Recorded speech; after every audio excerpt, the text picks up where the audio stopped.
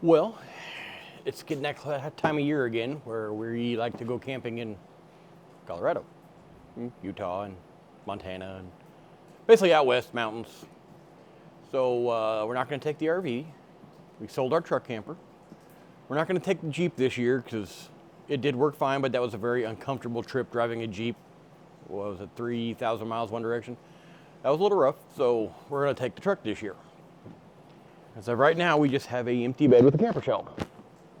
So it is time to convert it into a truck camper. I'm going to do this as cheap as possible using stuff that I have laying around. We already have a lot of camping equipment and that kind of stuff from previous camping adventures. We already have had some stuff that I set up last year for taking with the Jeep, tent camping and stuff, so we'll be using that. I'm just going to bring you guys along, show you how I build this. I'm going to use very, very basic tools, simple as possible, as cheap as possible. I may leave it in here after we get done. I may not. I'm going to have lots of electronics in here for charging all the cameras and phones and just whatever thing you want to charge. So I'll have quite a bit of power in here, so I'll show you my power system once I get it done. Same thing as stuff I've had for my stereo adventures in the past. Thanks for watching, and today I've kind of got a design in my head, but I'm going to start working on it, and we'll go from there. So far the basic plan is there'll be kind of a board coming across here. That'll all be the bed, some kind of mattress area. And a drawer system over here on the right, some kind of storage. We'll have some batteries up at the front corner. They're the great big, I don't remember the kinds, but they're really big. And our solar panels are going to go on the top of the camper shell, up on the top. That way we can charge batteries. That's his kind of like the decked system. We really, really wanted to get the deck system. Just can't do it right now. We'd love for them to sponsor us. It'd be awesome. We'd use the crap out of it and do some videos. We normally don't get that lucky, and we're not that big of a channel. So we'll see how it goes, but this is how we're going to build this system and try and give you a breakdown of the cost, because a lot of it's leftover lumber we have. We're doing what we have on hand. This is my very fancy straight edge, high tech.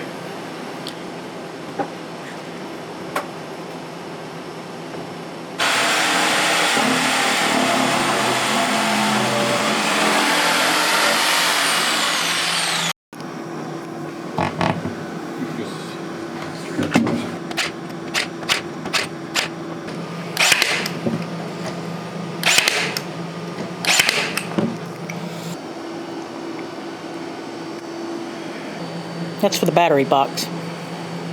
Yeah, something for them to sit on so they don't vibrate around and hurt the batteries.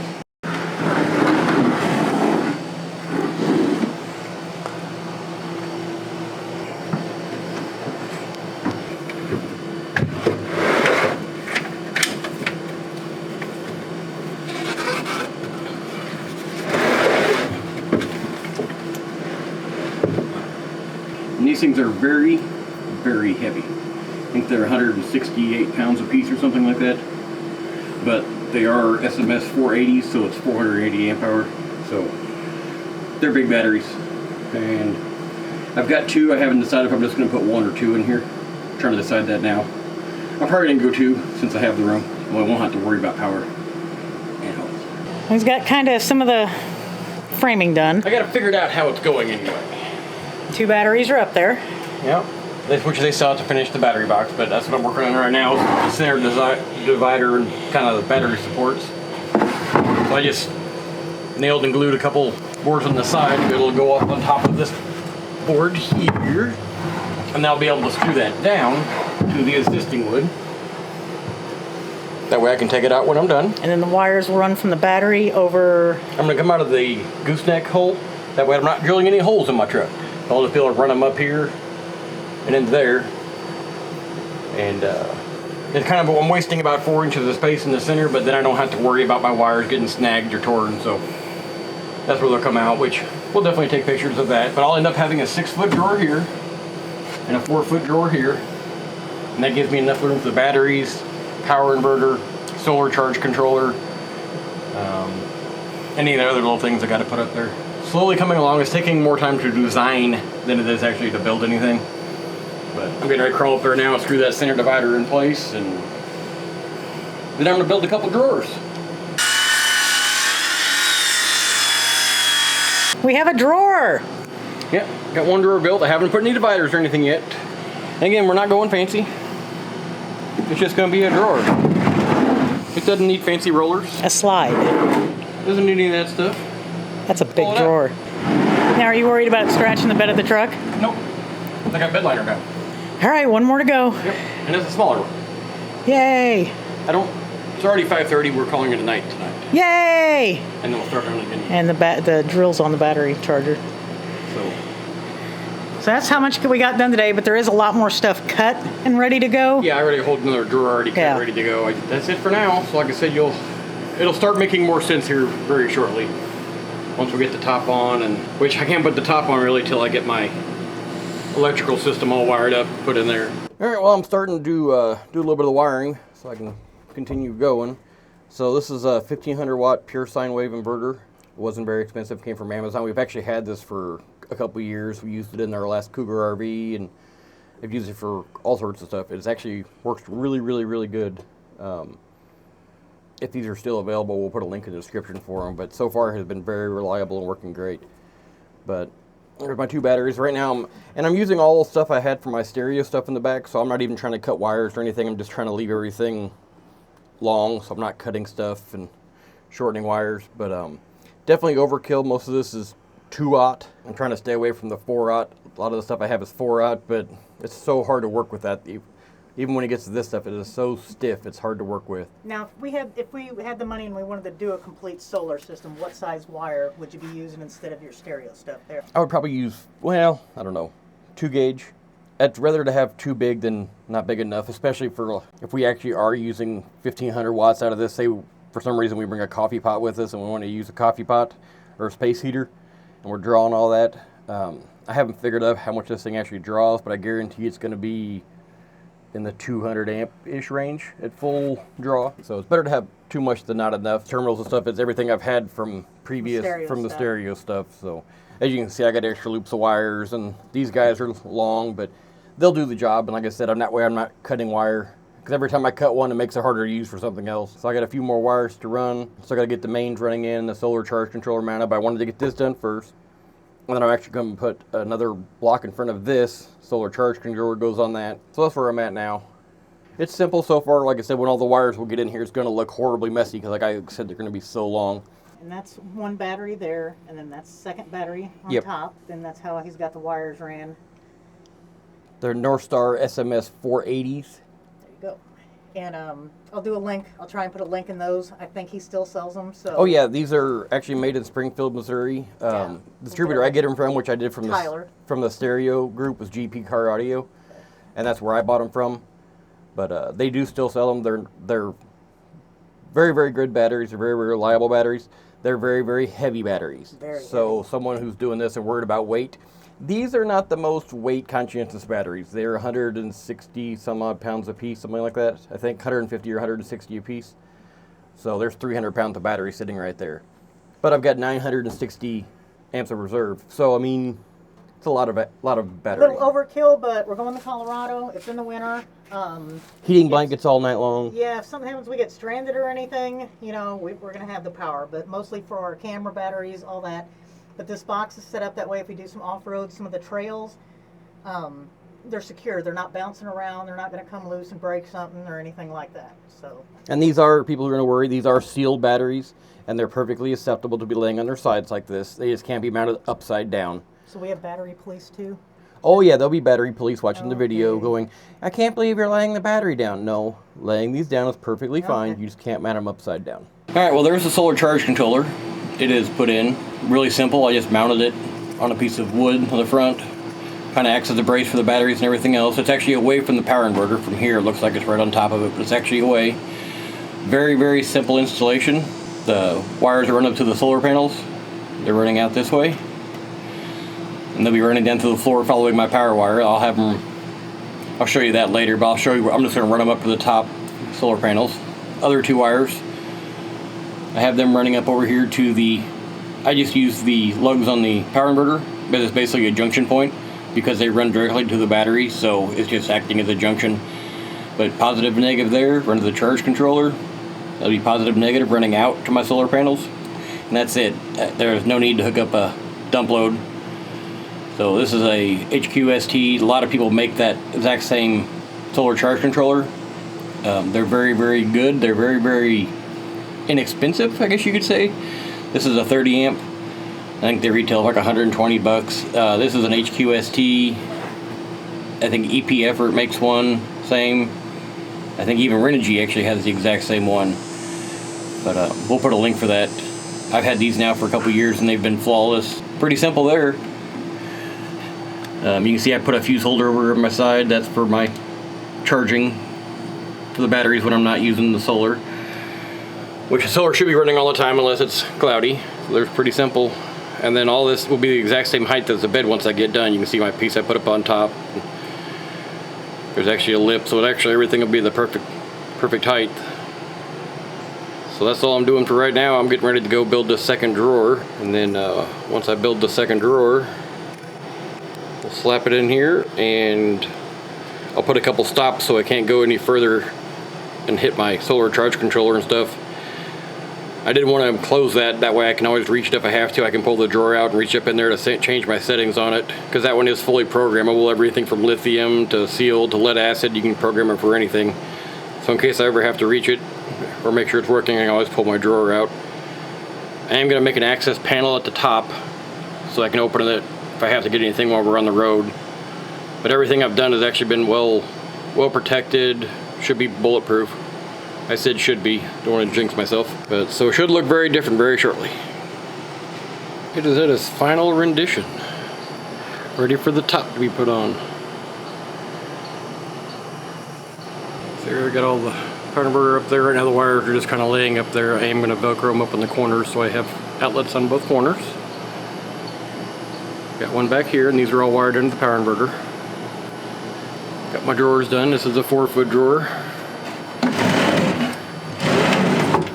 And this is going to be a little spice rack once I finish it, but figure why waste the room.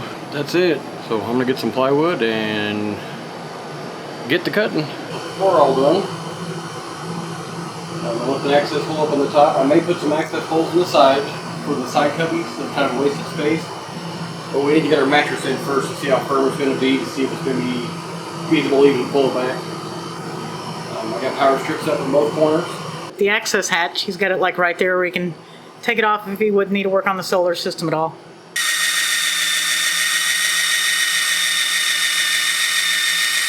Alright, well, out here doing his first little test. It is 5:30 in the afternoon, so it's a little late.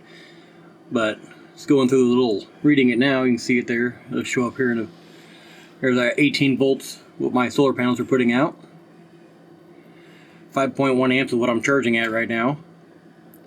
Which, like I said, it is 5:30, so it's not the best charge in the world, but it's definitely doing something. My battery volt's at 13 volts. So, tomorrow during the day, that'll be the true test of how it actually charges. What was kind of nice, too, I was needed to program my batteries to the sealed lead acid AGM instead of flooded. When I used to use them for, I used a long stick and got up there and hit the buttons. So I didn't have to crawl up in there. He didn't have to take his access panel off. Yeah. Tighten that last solar panel up. I just have it sitting up there right now. I'll tighten it up, and then tomorrow, during the middle of the day, I will see what it's actually charging at. Hopefully I'm getting close to that 30 amps. I know previously, we actually did a video before when we mounted the solar system in the Cougar. And I'm thinking I had 18 amps on 2 solar panels. So now I have 3, so I'm hoping, even 27, 20, even 25 I'll be happy with. But, so, we'll see how it goes, and then after tomorrow we'll give you another update. I got power! Yay! Well, now that the solar test was a success, we're going to go ahead and do a little sanding on the fronts of these, make them look a little better. We got some poly seal. Something like that. We're going to seal it all. I was going to carpet it, changed my mind. I'm not going to carpet it. We're just going to seal it. And that'll work. And then later down the road, if I want to carpet it, we can. So I'm going to go ahead and start doing a little sanding. Okay. Alright. We're done for now. We're waiting for the mattress to get in, and we'll put that on. Did a couple coats of that poly shield. Put my handles on. Still haven't figured out my little center drawer what it's going to be yet, but it can be for something. So that's pretty much it. Now tomorrow I'll make sure, I'll check that solar a few times throughout the day to make sure it's charging at its full capacity, make sure I don't have something weird going on. I could have a bad solar panel or something, you never know. They have been sitting in storage for 2 years now. As you can see, it's pretty close to being done. And pretty simple. Pretty much a full weekend. Yeah, took a full spent on weekend. it. But now I didn't get up early, didn't work late. And what it cost us was not a whole lot. We didn't spend a whole lot on it. The most expensive thing we did was the plywood for the top and the bottom of the drawers. Other than that, we had a lot of the, well, we had all the 2x12s or 1x12s, 1x6s, and everything else I used. And we had all the solar stuff too. Yeah, Which we had that financial, big financial help there. And all the wiring and stuff. Like I said, I'm using that from old stereo stuff, my batteries from the stereo stuff. We'll see how it goes. And it looks, you know, to me, nice and neat. Like I said, there is a little bit of wasted space down in the cubby holes over the fender wells, but we'll have to wait for the mattress to see if we have enough room to pull it back. But we did get a king size mattress. And it measures 75 by 78, and we have 72 we had plenty of length. yeah. So it's gonna might be a little tight fit. Yeah, we'll see. Maybe a little snug. It does have removable covers, the one we've got. So worst case scenario, we take the cover off and cut a little foam out and make it smaller. Well, we've been back from our trip a little while now, and this thing worked great on the trip. The drawers got a little heavy by the time they were full, and so, you know, I probably should have used some rollers or something like that, but they were fine. I was going to take it out after we got back. At this point now, I'm just going to leave it in there. The solar is actually working great on the truck. Anytime I need to run a power tool, table saw, anything, turn it on, plug right in. Haven't had to touch it, haven't had to charge anything. Batteries are staying full. Yeah, it worked out really, really well. The only thing it was that we were a little short on headroom, which we knew that. But by the time we put our mattress up there, it was a little short of headroom, but slept very, very, very good. This way. This way. Over here. Sook. Sook. She anticipated the throw a little bit. Through that way. She went that way. Yeah, no, all in all, it was a good trip. We did cut our trip a little bit short. The weather turned from colder to colder and raining, which we didn't have a tent with or anything, so we were kind of not really set up for the rainy stuff. If we'd had a tent with us, we would have stayed out there for a while longer. Actually, the day we left, it actually snowed on the mountains. Went from no snow to being white. And then, but where we were at, it was raining, so it was just going to be a muddy, nasty mess. So we just said, the heck with it, and went back. The dogs enjoyed the truck bed. We decided to sleep with the tailgate open one night, and of course, Mishka there in the middle of the night, we woke up and she was gone. So then we decided to shut the tailgate. Other than that, it worked really, really good. I even took a nap on the way up there. We made it to right at the base of the mountains, and it was like 10 o'clock at night, so I actually slept in the back of the truck. She slept in the front of the truck till, what? 6, I think? Yeah, 4 or 5 or 6, something like that in the morning. It was just started getting daylight, then we took back off. That way we could go through the mountain pass and actually have some daylight. But other than that, like I said, it worked great. Oh yeah, the mattress we used, we messed up and we didn't get a video before we took it out of the truck. She'll put a link of it. It was just like a milliard fold mattress off Amazon. It worked. Love it. Great. Very, very, very comfortable. I mean, we were on a hard base. It was 4 inches thick is what they advertised it. It was more than 4 inches thick. And we got the king size, which we had measured it all out before. And the king size is going to be perfect. We're going to have to tuck it in just a little bit. It was actually bigger than what the dimensions said on there. We actually had to tuck it in quite a bit. One thing nice about it, it was able to, since it was a folding one and actually with a removable cover, we were able to unzip the top little section of the fold, take it off, and then we put it in, and that shortened it up enough where it actually fit great. So it actually kind of worked out pretty good. So technically, using the king size one, if you just take the foam out, you could have a twin size, a full size, a queen size, or a king size just by unzipping sections and taking them out and just folding the cover underneath. But as soon as we got home, we actually put it in our shed. When we got home, we actually put it in our shed, just kind of like it's our guest room thing. Kind of works as a couch. If someone else wants to come over and stay, it'll work as a little guest bed. But yeah, so no complaints. I think it was a good, successful trip, and I'm planning on just leaving this in there until it gets in the way. Which we were actually gator hunting today, and we talked about it. If we were to get a big 12-foot gator, it would have been kind of a pain in the butt to get it in here with this on here, but we would have made it. We would have figured it out. I had to come home and get a little trailer, but we didn't get a gator today, so it didn't work out. And the dogs definitely approved too. Yeah, they're fine with it. They loved it. And again, it was a king-size bed, so there was plenty of room for everyone on there. Thanks for watching. Like and subscribe.